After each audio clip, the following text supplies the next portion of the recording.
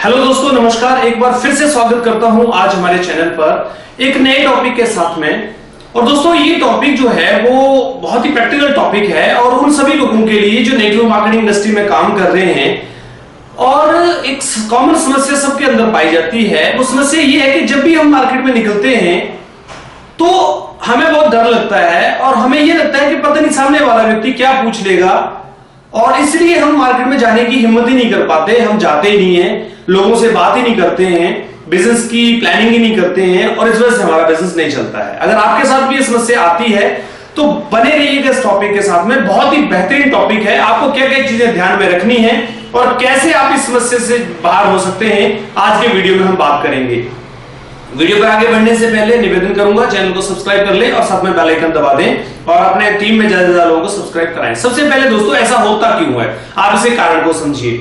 आपने इस बात को बहुत अच्छे तरीके से अपने जीवन में समझा होगा कि जब भी आपके पास किसी चीज का ज्ञान होता है तब आप उस चीज को एक्सप्लेन कर पाते हो। जैसे अगर आप एग्जांपल लें कि अगर आपको अपने बारे में बोलना पड़े तो आप अपने बारे में 2-3 मिनट 5 मिनट बड़े आसानी से बोल सकते हैं अपनी लाइफ के बारे में, किंतु किसी दूसरे के बारे में बोलना हो तो आपको डाउट हो जाता है क्योंकि आपके पास उसका तजुर्बा नहीं होता है।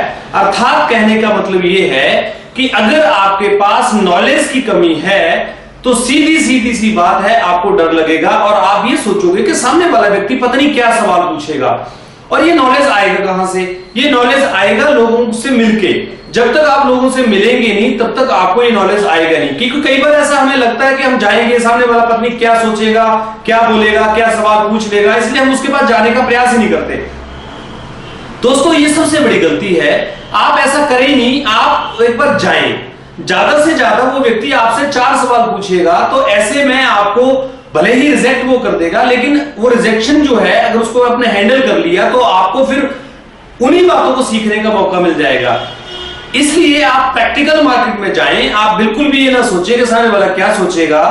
और दूसरा, आप यहां पर एक चीज का और ध्यान रखें कि अगर आपको ज्यादा नहीं आता हो, जब उसने आपसे सवाल पूछा सामने वाले व्यक्ति ने और आप उसको जवाब नहीं दे पा रहे हैं, तो क्वेश्चन को डाइवर्ट करिए उसके को। कैसे?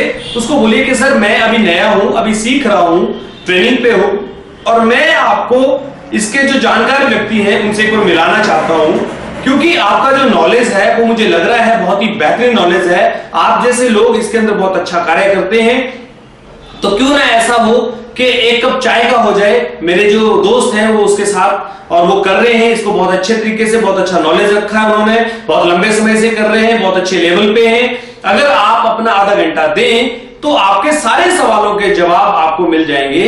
अगर आपके सारे सवालों के जवाब आपको मिल जाएं तो आपके लिए बिजनेस बड़ा काम कर सकता है। आप घबराइए मत, उसके पास जाइए और उस परिस्थिति के हिसाब से उसको डील करिए। क्योंकि कई बार हम एज्यूम कर लेते हैं पहले कि पता नहीं ऐसा होगा तो क्या हो जाएगा, ऐसा होगा तो क्या हो जाएगा, यही गड़बड़ होती है। आप एज्यूम मत करिए, आप जाइए, प्रैक्टिकल जाइए, जो भी होगा उसके हिसाब से आप उसको डील करिए। दूसरी चीज क्या होती है, आप मार्केट में नहीं जाते हैं, इसके पीछे कारण होता है आपका एक रीजन ना होना।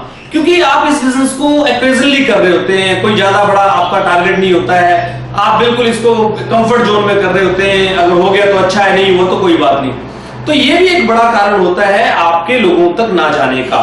तो दोस्तों, अगर आपको ऐसा लगता है कि आपके पास कोई रीजन नहीं है तो प्लीज आप रीजन बनाइए। मैं ऐसा नहीं कह रहा हूं कि आप दिन रात इसी काम में लगे रहिए। अगर कोई दूसरा कार्य आप करते हैं तो वो करते रहिए, लेकिन जितना भी टाइम आप दे पाए, चाहे दिन में आधा घंटा दें, हफ्ते में 1 घंटा दें, जितना भी आप करें, उस टाइम को आप सही ज्ञान के साथ लोगों को बताइए। भले 1 महीने में 2 लोगों को बताइए, कोई जल्दबाजी नहीं है आपको भी, पर आप जब भी जाएं पूरे नॉलेज के साथ में और अपना रीजन बना के जाएं। आपका कोई ना कोई टारगेट जरूर होना चाहिए कि आपको इस बिजनेस से क्या अचीव करना है।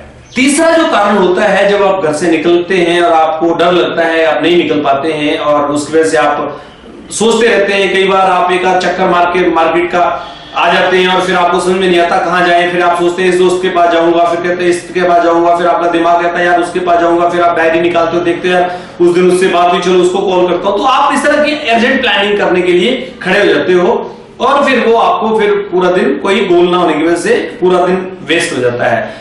और ये जो सबसे बड़ा कारण है वो ये है कि आपके पास एक बिलीव लेवल नहीं होता है इस बिजनेस के लिए।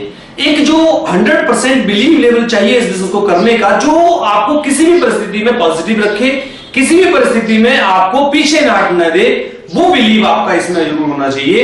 अगर वो बिलीव आप अपने आप में रख लेते हैं तो फिर आपको आगे बढ़ने में कोई दिक्कत नहीं आएगी और ना ही आपको मार्केट में जाने में कोई समस्या आएगी। चौथा जो कारण होता है इसके अंदर, जो बड़ा खास कारण है, वो है लैक ऑफ एक्सपीरियंस।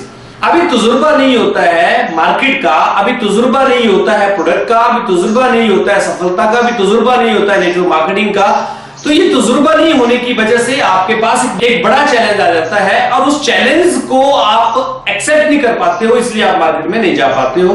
तो ये भी एक बड़ा कारण है। तो मैं आपको यहाँ पे सुझाव दे रहा हूं, आपको क्या करना चाहिए अगर आप इन सारी समस्याओं से जूझ रहे हैं। अगर आपको ऐसा लगता है कि ये सब चीजें भी आपके पास प्रिपेयर नहीं है, तो आपको क्या करना चाहिए? Take the support of your active upline. अब अपलाइन में मीटिंग्स भी आती है, अपलाइन में आपका सीनियर भी आता है, अपलाइन में सभी लोग आ जाते हैं जो कंपनी सिस्टम से जुड़े हुए हैं। तो अगर आपको लगता है कि अभी आप इतने व्यवस्थित नहीं है और इतनी सारी चीजों को नहीं डील कर पा रहे हैं, रिजेक्शन को नहीं हैंडल कर पा रहे हैं, तो बड़ा अच्छा तरीका है कि आप अपलाइन का सपोर्ट लीजिए।